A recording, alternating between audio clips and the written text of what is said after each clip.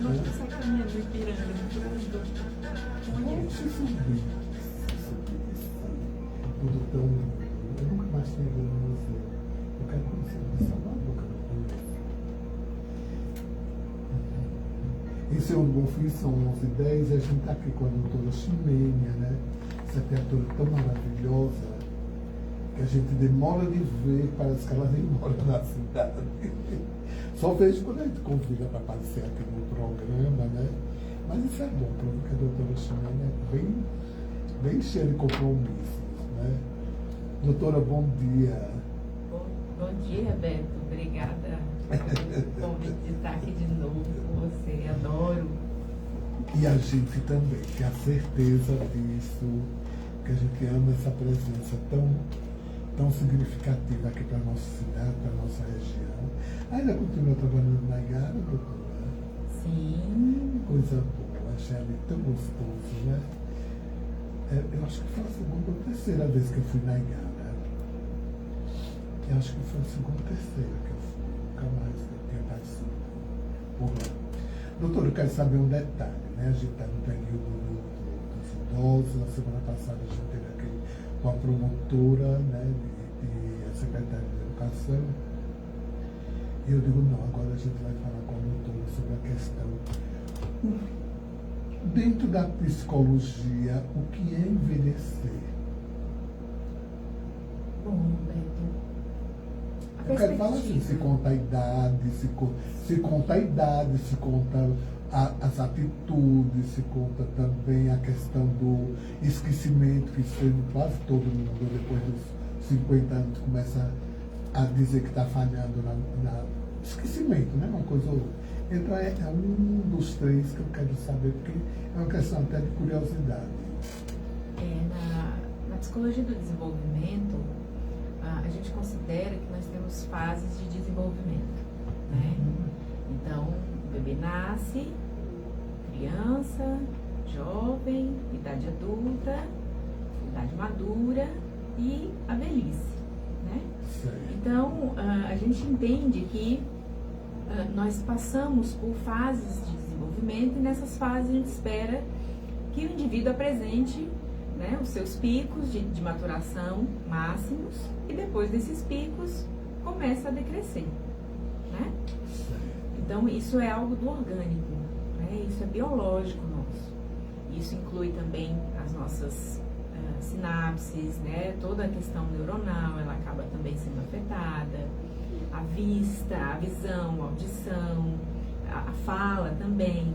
Então a gente observa que no decorrer do desenvolvimento nossas características vão se alterando. E isso faz parte também da... Doutor, e como é que poderia fazer, pelo menos, não para ver se não tem, se não consegue ter esse monte de... Quer dizer, a vista não consegue. Pelo menos o cérebro, que é o mais importante. Será que tem alguma coisa que possa retardar bem essa questão ou não? Então, hoje os estudos da neurociência, eles têm contribuído bastante para essa questão da melhora da qualidade de vida na idade avançada, né? Só que, qual é o ponto importante? Não adianta você chegar na velhice e querer cuidar do seu corpo, né, da sua mente. Isso é um trabalho feito anteriormente, é prévio, né? Tudo é uma questão de prevenção. Você falou da vista aí, né? Mas a nossa vista, ela pode ser preservada também. Quando a gente sai à rua, que o sol está muito forte, é importante que use óculos escuros, com filtro de proteção, para que essa luz em excesso não agrida os nossos olhos. E as pessoas incríveis, mas eu pelo menos conheço pessoas que elas querem a armação. Acho que a armação é da beleza. E a beleza não está na armação, está na lente, porque a saúde está na lente. Isso. Por isso, então, que os médicos sempre alertam, né? Não comprem óculos escuros de procedência duvidosa, porque eles não vão proteger adequadamente os seus olhos, né? Devia ser proibido, né, doutora? Vender assim em qualquer lugar, é incrível. É uma questão de saúde. Como é que o país não cuida de preservar a população, né? Deixa a população entregue à própria sorte. Porque envelhecer bem tem a ver com essa prevenção que a gente faz na idade mais jovem, né? Eu tive uma amiga mesmo que ela com 28 anos, ela já começou a cuidar da questão da menopausa, né? Que ela disse que terrível, a mãe dela foi terrível, tudo ela tinha medo, então ela começou a se preparar, tanto psicologicamente, por questão de remédios e tudo, dormência e tudo. Também aquela velha questão, né? Tem que ter dinheiro para frequentar a saúde.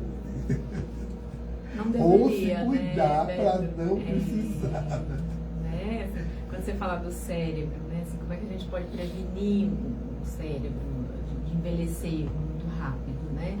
Hábitos saudáveis, né? Assim, exercitar sempre a mente, estar aprendendo sempre uma coisa nova, socializar, interagir com outras pessoas, isso também previne doenças, né? De ordem cerebral. E a pessoa, de certa forma, acho que até a pessoa se leva a vida como deve, né? Na brincadeira, conversando com todo mundo, dando risada e tudo. Eu acredito que isso tudo influi, né? A chamada felicidade, né? Ou não?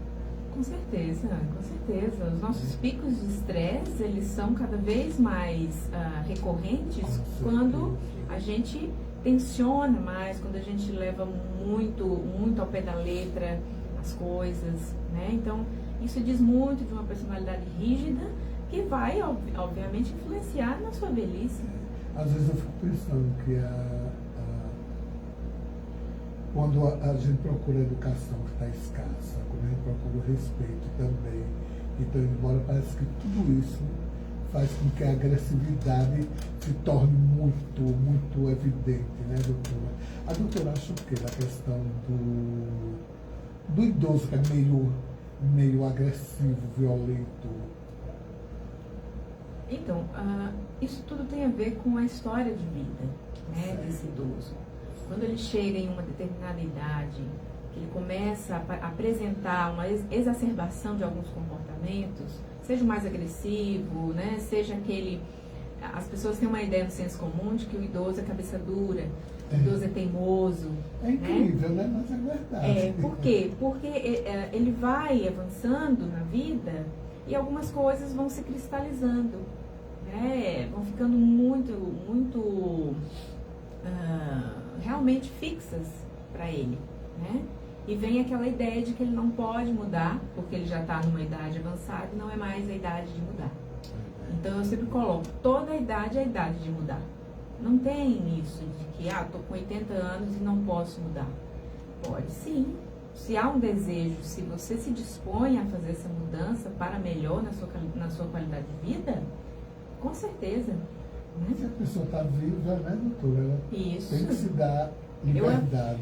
Eu até acompanho alguns idosos e recentemente me veio uma idosa que eu acompanho, que ela, após a perda da mãe, né, dela, ficou muito difícil para ela, né, assim, mãe adotiva, que cuidou dela a vida toda, e foi um baque, né?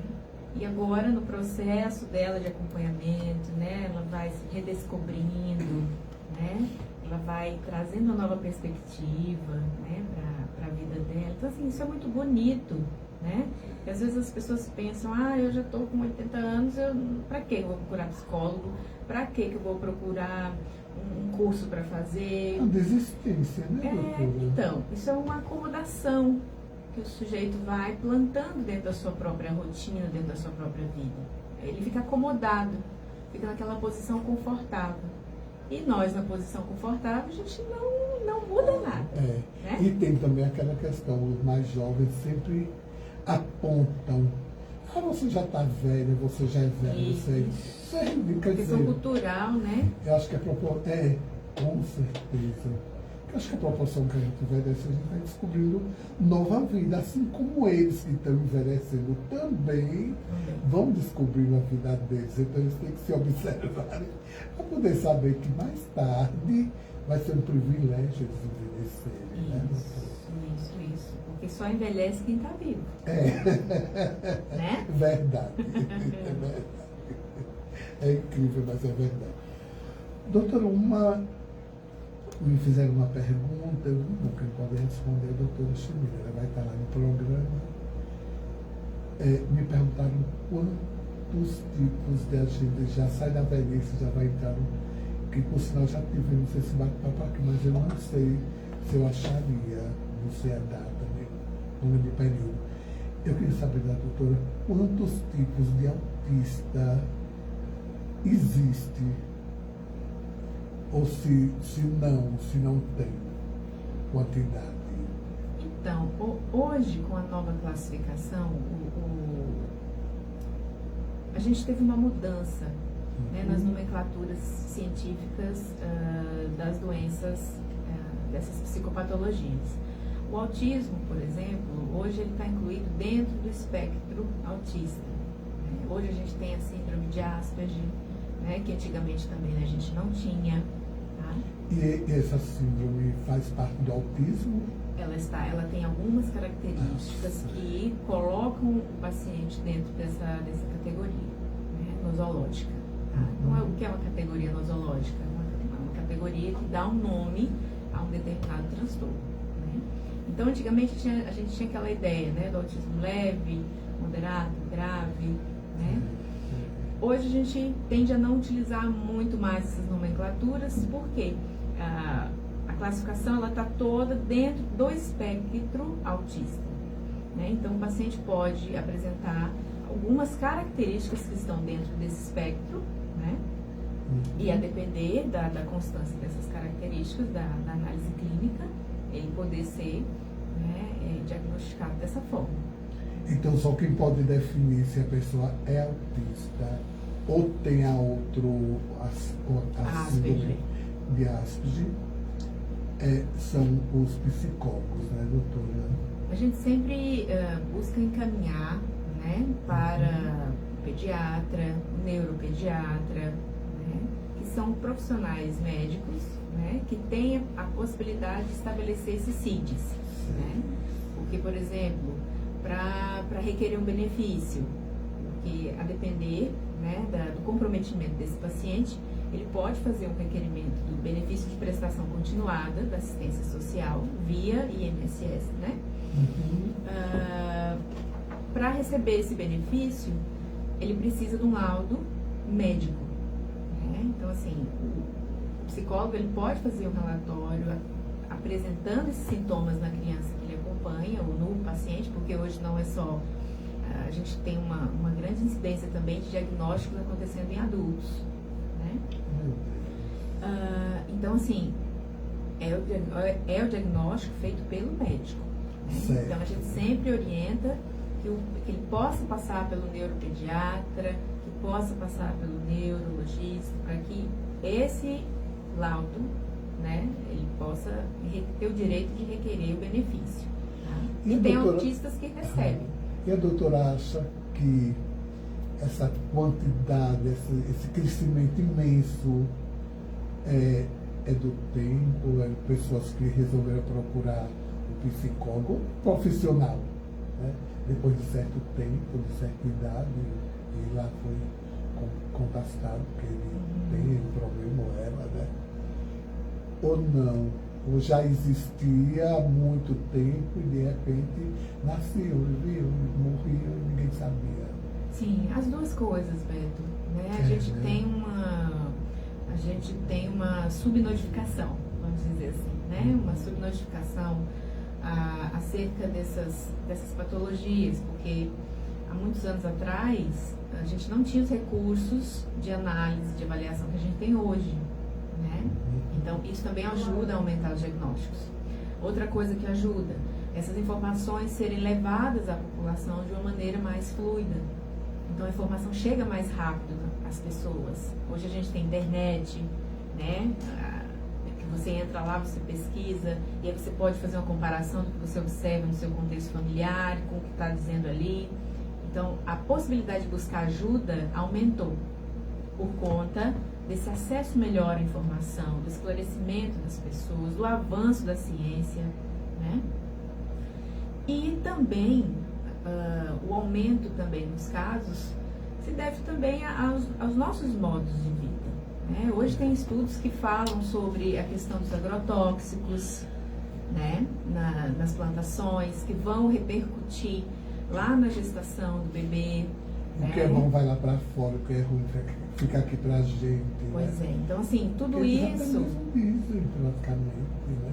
tudo isso interfere, né? Então assim, já tem estudos dizendo dos efeitos de produtos químicos, né, nessa relação com o aparecimento de doenças como o autismo e outras também importantes. Doutora, eu queria saber o seguinte, existe vamos supor, para o autista ou para as pessoas que têm algum problema relacionado, parecido com o autismo, para essas pessoas, os cuidados, eu me preocupo assim no caso adulto, tem algum remédio, tem algum medicamento, tem alguma forma, alguma ginástica, alguma coisa que possa lidar para que pelo menos acalme mais, fique mais tranquilo. Os que são mais violentos, né, no caso. Os que são mais elétricos. Sim. Cada caso é um caso, né, Beto? A gente sempre precisa delimitar isso, né? Então não é uma regra geral para todos. O que às vezes funciona para um paciente pode não funcionar para outro, né?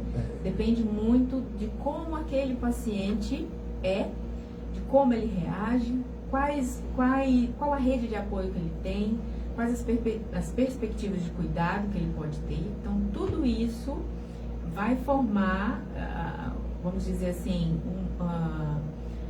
o escopo do tratamento para ele, né? Então, o esporte é muito importante, né, quem entra em atividade física, a medicação pode ser importante também. Chimene, todos precisam? Nem todos. É isso que a gente está pontuando. O esporte, um futebol é bom? Pode ser. Precisa experimentar para ver. Para um paciente pode funcionar, para outro não. Para outro talvez ele se lide melhor com uma natação, por exemplo, né? Ele sinta que funciona mais. Né? No futebol já fica um pouco mais difícil.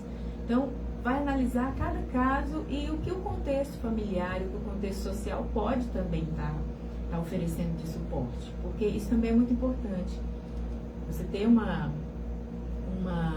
transtorno como, né, o do autismo e não ter uma rede de apoio, muito difícil, né? Porque precisa desse apoio, precisa desse suporte, precisa de que a família compreenda o que aquela pessoa passa. Eu ia fazer essa pergunta, doutora, como é o comportamento do pai, da mãe, dos pais que tem um filho, né, com transtorno, seja ele qual for. Isso, a família ela precisa estar junto e a família também precisa de suporte, de ajuda, né? Porque a depender da característica desse paciente, pode ser um paciente difícil, trabalhoso de lidar, né? Aí no caso o reflexo, né? Exato, né? Então assim, a família ela também ela precisa da orientação de profissionais, ela precisa também de se cuidar para poder cuidar, né? Porque senão não tem isso, né? Se a gente não está minimamente bem para poder oferecer uma ajuda, essa ajuda não vai chegar. É verdade. Confuso. Eu vou fazer uma pergunta a doutora sobre questão. Pessoas ansiosas, que nem sempre elas sabem que são ansiosas, essas pessoas precisam de um psicólogo, precisam Aliás, qual é o profissional mais exato para uma pessoa que tem problema de ansiedade? Que a ansiedade, às vezes, ela nem percebe que é ansiosa. Quando você fala do profissional, né, a rede é um acompanhamento psicológico ou talvez o tratamento médico, né? Tem pessoas que são ansiosas que elas vão conseguindo administrar a sua ansiedade sem medicação. Tem outras que não. Então, esse tratamento ele tem que ser feito de forma paralela com o tratamento psiquiatra, né? É importante a gente ter essa noção. Porque às vezes as pessoas pensam, eu sou ansioso, mas eu não sou louco, eu sou doido. O psiquiatra é para doido. É incrível as pessoas ainda não perceberem, pra doido, né? A A gente precisa desconstruir esse senso comum, essa cultura disso. É um profissional como outro qualquer. Como outro né, doutora? qualquer, né? E ele está capacitado para oferecer cuidado como qualquer outro, como o cardiologista, né? O médico da pele, né? O dermatologista. Então, assim, é a mente. A mente. Não significa porque uma afecção está na mente que a gente não enxerga que ela não exista. Ela existe. A forma da gente ver é através do comportamento das pessoas, da forma de reação das pessoas. Então, não é uma ferida que está aqui aberta, né? Ela não se mostra dessa forma, mas ela está ali. Né? E ela tem feitos. Doutora, na pessoa que é ansiosa, vamos supor, a pessoa ansiosa e não sabe que ela é ansiosa. Sim, Sim. É verdade. Sim, ela pode padecer de uma angústia, de um sofrimento interior, interno, só que ela ainda não sabe o que acontece com ela não está sabendo muito bem. O que ela sente é o mal-estar. O que ela sente é o mal-estar, e muitas vezes é esse mal-estar que a leva a buscar ajuda, né? Aí, na ajuda, quando ela está lá em tratamento, ela descobre que é diagnosticada com transtorno de ansiedade. Então, aí sim ela sabe que tem ansiedade. Mas até chegar aí, ela ainda não soube. O que ela sabe é o que ela sente. A vida é complicada, né, doutora? Às vezes é a gente que complica, velho. Será que é incrível, porque eu acho tão... As coisas são fáceis de serem resolvidas, né? Eu acho, né? Quer dizer, também a depender do que se faz. É isso que eu estou falando. Se a pessoa faz uma coisa pesada, o problema é dela. Às vezes, a gente é que complica. Ô, doutora, o nosso papo está gostoso, mas vamos marcar uma outra oportunidade para a gente tornar a se encontrar, para continuar. Vamos sim. Falamos de 3 assuntos em um. E foi bom, eu achei ótimo para a gente ficar martelando uma coisa só, porque tem que vai ficando apavorada, assombrada. E doutora, tem uma música linda que eu acho, tem a da Felicidade, de Carlinhos Brau, que hoje a gente está comemorando, né, o cultura nordestina, e temos principalmente ele, que eu acho. Eu agradeço o Nordeste imensamente, porque apesar de ser mineira, foi no Nordeste que eu conheci o meu amado, né? Um abração para ele aí, meu marido Ricardo Bruno, né? Está nos ouvindo, Foi ele, conheci ele no Nordeste, no Ceará, né? Meu filho nasceu na Bahia, Salvador. Então, assim, sou imensamente grata ao Nordeste. Adoro culinária nordestina, demais. Pois é, então vai para ele, né? E para toda a turma da professora lá na Igara. Eu aproveito e mando para Cátia Lopes. Mando para o Mauro Bruno, que está aqui nos visitando, Dona Alzerina, né? E quem está nos ouvindo. Mandar um abraço aí para meus alunos lá na FABASE também. Né? Pronto, tá aí, gente. O recado dado. Vamos lá. Eu achei linda essa música dele. É nova, acho que eu não escutei. É nova.